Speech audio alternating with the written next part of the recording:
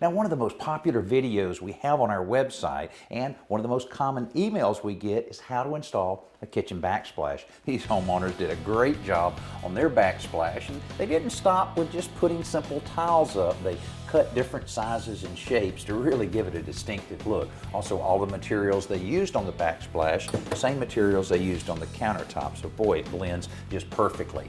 Now, you can go a step further than this and actually use a mosaic type of approach to create a scene or a feel for your kitchen, maybe a nautical theme or maybe the basket of fruit, and those type of kits are available all over the internet as well as at the home centers, and very simple to install. You just take one piece at a time, and before long you've created your own little masterpiece. Now, ceramic tiles are a great choice for backsplashes, but you also can use wood.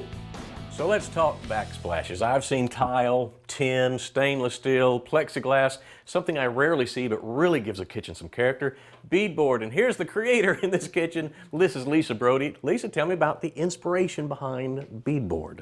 Well, we have an old house and we wanted something that looked authentic, and we always have kind of dreamed of having a house that looked like the Waltons.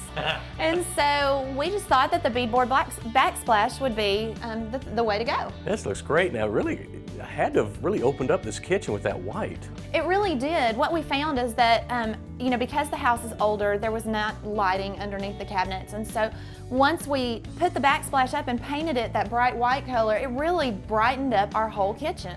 How difficult was it for you? I felt like it was very easy. In fact, I did most of it by myself, did it all in a day with the exception of the painting. All the installation was done in one day, and then the next day we painted and did all the caulking. Even got that old country feel with the trim work. We did. In fact, this trim actually came, it was the facing around a door in an old house in a nearby town. That the house was being torn down, and it was, you know, just an older house, and we thought it'd be a great thing to use. So reuse, it's even a green kitchen. Yes. Very nice.